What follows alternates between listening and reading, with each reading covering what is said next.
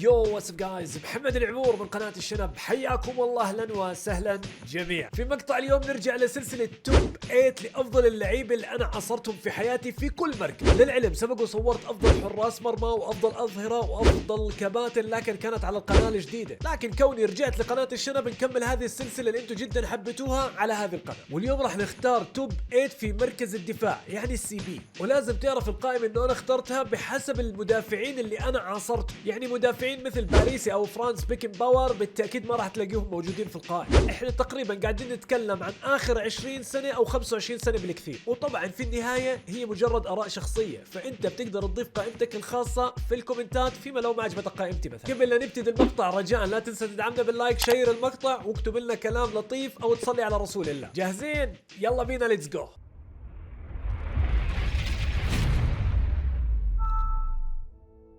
راح نبلش بالترتيب من رقم 8 حتى نوصل لأفضل مدافع بالنسبة لإلي. ورقم 8 في المناسبة راح يكون فرناندو هيرو. فرناندو هيرو طبعا لعب لنادي بلد الوليد وفترة طويلة ومليئة بالإنجازات مع نادي ريال مدريد، وكان هو الكابتن. أنا أتوقع إني لحقت آخر 5 مواسم له مع نادي ريال مدريد، يعني ما لحقته من البداية، لكن يكفيك أن تعرف إنه الرجل فاز مع نادي ريال مدريد ب6 ألقاب دوري و3 ألقاب دوري أبطال أوروبا، وأخذ جائزة أفضل مدافع في أوروبا سنة 1998. يعني أنا فعليا بلشت أتابع كرة من بداية التسعينات، كان هو في أوج عطائه. فرناندو هيرو كان صخرة قدام أي مهاجم، وبنفس الوقت كان هو الكابيتانو للنادي. هو بلا شك من أعظم المدافعين مش بس بفترتي أنا بل بالتاريخ، لكن ما بعرف ليش هذا المدافع بحسه مهضوم حقه شوي، يعني ما أخذ من التطبيل الكافي، فاهمين؟ فلهذا السبب تحديدا حبيت يكون من قائمتي لأفضل مدافعين في التاريخ اللي أنا شفته. مركزين معي التاريخ اللي أنا شفته، تمام؟ نروح لرقم 7 وراح يكون المدافع نيمانيا فيديتش، الصربي الرائع اللي لعب للريد ستار سبارتاك موسكو وايضا لمانشستر يونايتد، وانهى مسيرته مع نادي الانتر. طبعا عنده 5 القاب دوري بريمير ليج مع نادي مانشستر يونايتد، وعنده دوري ابطال اوروبا لما فاز مانشستر فيها عام 2008. في نفس هذه السنه هو اخذ افضل لاعب في الموسم مع مانشستر يونايتد. فيديتش من المدافعين القلال اللي كان عنده مزيج من كل شيء، الذكاء موجود، الشخصيه والتعامل مع الكره جدا رائع، والبنيه الجسديه. وهي الامور اللي ذكرتها مرات من افضل مدافعين العالم ما بتكون هي الصفات كلها عنده. مدافع عنده جرينتا ومستعد يتلقى كرة في وجهه لأنها تدخل على الجول، وأنا أعشق هذا النوع من المدافعين. ونروح للمدافع رقم 6 في قائمة اليوم، ونروح مع الصخرة الهولندية يابس تامب اللي لعب لأندية كبيرة مثل نادي مانشستر يونايتد، الميلان، لاتسيو، بي اس في ايندهوفن ونادي اياكس. إذا أنت متابع المقطع من البداية أنا متأكد راح يبلش تفكيرك هو مانشستراوي وقاعد بيجيب مدافعين مع مانشستر بس. بصراحة راح أكون كذاب إذا قلت لك هذا السبب مش حقيقي، لكن على سبيل المثال سواء فيديتش أو ستامب أو اللي حيجي غيره، هم حرفيا مش مبدعين بس مع مانشستر يونايتد، لا هم ابدعوا وين ما راحوا باي نادي لعبوا فيه. الهولندي المجنون عنده 5 القاب دوري انجليزي ولقب 1 دوري ابطال اوروبا سنه 1999 مع مانشستر يونايتد طبعا، واخذ جائزه افضل لاعب هولندي سنه 1997. انا اول ما حد يحكي قدامي يابس تامب بتذكر صلعته وخشونته وضراوته قديش كان قوي. ممكن اخلاقه كانت ذيقه شوي ودائما يعمل مشاكل، بس كان هذا الشيء عامل له هيبه بنفس الوقت، انه حرفيا المهاجمين كانوا يموتوا خوف منه، زي ما بقول لك بهيبته كان يخافوا منه. واي لاعب في الدنيا كان يعمل 100 حساب قبل ما يتمشكل معاه، لانه عارفه مش هين وبجوز يضربك كفه وشلوط عادي ايزي. نروح للمدافع رقم 5 في مقطع اليوم، والحديث عن اليساندرو نيستا. وطبعا بما اننا قاعدين نتكلم عن الدفاع اكيد يجي اسماء ايطاليه كثير في مقطع، بكل بساطه هم ملوك زمانهم في الدفاع. طبعا نيستا لعب لنادي لاتسيو وغالبيه مسيرته كانت مع البيج ميلان، عنده طبعا 3 القاب دوري ايطالي، 2 تشامبيونز ليج و2 سوبر اوروبي. من بدايته كانت نار وشرار لانه اخذ افضل مدافع في ايطاليا سنه 1998، عنده رقم ما حققه اي مدافع بتاريخ ايطاليا، فاز كافضل مدافع في الدوري الايطالي 4 سنين متتاليه ورا بعض من سنه 2000 لغايه 2003. نيستا برايي الشخصي كان مدافع سابق زمانه، هو المدافع العصري الحالي، ما كانت مهمته تقتصر انه يقطع الكره وبس، بالعكس كان مدافع متزن يقدر يستلم كرات ويعطي تمريرات ممتازه، وهذا الشيء جدا مطلوب في كره القدم الحديثه. وانا اذكر انه كان عنده سلايد تكل مش موجود عند اي مدافع يا جماعه الخير، عرفتوا هذا السلايد تكل اللي بيشق المهاجم وبيقلبه 100 قلب، لكن مستحيل انه ياخذ فاول، بكون جدا كلين ونظيف لعبه. وبرايي الشخصي اليساندرو نيستا هو المدافع الوحيد اللي استطاع ايقاف ميسي في اوج عطاء ميسي فيس تو فيس. وزيدك للشعر بيت، نيستا كان في وقتها بختم،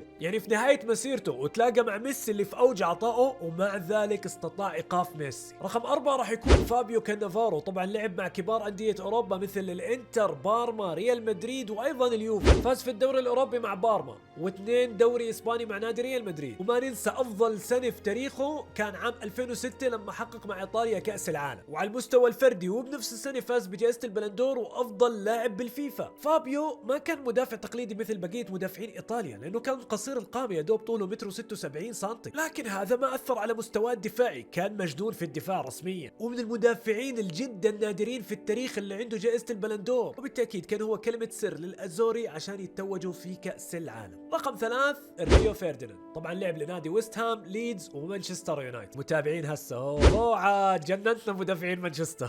ترى يا جماعة الخير مدافع اسطوري، في ناس في انجلترا بيعتبروه افضل لسه من بوبي مور، مع انه هو فعليا ما حقق ولا بطولة مع منتخب انجلترا، لكنه على الاقل فاز مع مانشستر يونايتد ب6 بريمير ليج، وطبعا فاز بدوري ابطال اوروبا سنة 2008. مدافع من الطراز العالمي، وكان جدا ذكي واستخلاصه للكرة جدا ممتع، يعني انت تستمتع لما تشوفه بيستخلص الكرة من مهاجم. بداية مسيرته مع مانشستر يونايتد اجت عليه انتقادات لليل لانه انتقل في مبلغ كبير وقتها من نادي ليدز، والناس قالت انه ما بيستاهل هذا المبلغ، لكنه اثبت للناس كلها وللجميع انه بيستاهلوا اضعاف كمان. رقم 2 الماتادور سيرجيو راموس، اشبيليا، ريال مدريد حط لي مليون خط احمر تحتيه، ومع نادي باريس حاليا. 5 دوري اسباني، 4 دوري ابطال اوروبا، 2 سوبر اوروبي، كأس العالم مرة واحدة، اليورو مرتين، ايش ضل؟ ختم الكرة يا رجل. افضل لاعب في الدوري الاسباني عام 2005، و5 مرات يفوز كافضل مدافع في الدوري الاسباني، وجائزة جلوب سكر كافضل مدافع في التاريخ، عطوه افضل مدافع all the time. راموس بالنسبة لي عنده شغلة بتميزه عن باقي مدافعين العالم، ما في مدافع في الكرة الارضية عنده الجرينتا والانتماء تبع راموس. الناس بيعتبروا كروته الحمراء اللي كثيرة مشكلة بالنسبة له، لا انا بعتبرها بالنسبة لي جرينتا، وكان مستعد يساوي اي شيء من اجل ريال مدريد. اللي انت شايفه عيب انا في عيني شايفه ايجابيه، على غرار انه مدافع اسطوري برضه له صولات وجولات في الهجوم. وما ننسى انه صاحب العاشرة مع ريال مدريد. مطرقة كلام ثاني،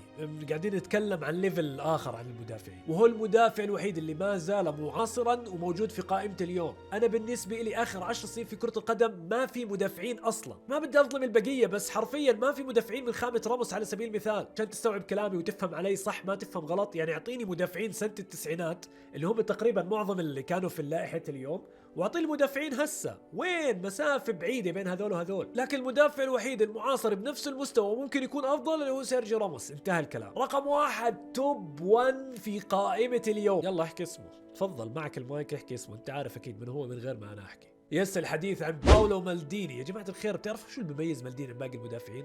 هو اسطورة، ابن اسطوره، ابن اسطوره. تخيل جده اسطوره للميلان، ابوه اسطوره للميلان، ايش تتخيل الولد راح يكون؟ بالتاكيد اسطوره زيهم. طبعا مالديني عاش واعتزل مع نادي الميلان. بحياتي ما راح انسى لقائه الصحفي بعد ما اعتزل، ايش حكى عن فتره اعتزال. بقول لك في اول يوم الي في البيت بعد اعتزالي من الميلان ما عرفت انام، طلع علي الصبح وانا بحاول انام ومش قادر، حتى قام من الفراش وفاجئ مرته قالها انا رايح النادي. قالت له يا مجنون الدنيا 5 لسه فيش حدا بداوم في النادي، ايش موديك هناك؟ خلاص البني ادم جسمه بحكه ومش قادر يسوي اي شيء. وفعلا راح على نادي الميلان واستنى رئيس النادي تداوم بجوز لبعد ساعتين، وقال له عمي دبرني باي وظيفه عندك في النادي، انا ما بقدر اترك هذا النادي. خلص البني ادم صارت حياته وبيته نادي الميلان، انتهى الكلام. طبعا الرجل فاز مع نادي الميلان ب7 دوري ايطالي و5 دوري ابطال اوروبا، والسوبر الاوروبي 4 مرات، وهذا الرقم مش راح تلاقيه عند اي مدافع في التاريخ. افضل لاعب لسنة 1994 بحسب صحيفة وورد سوكر.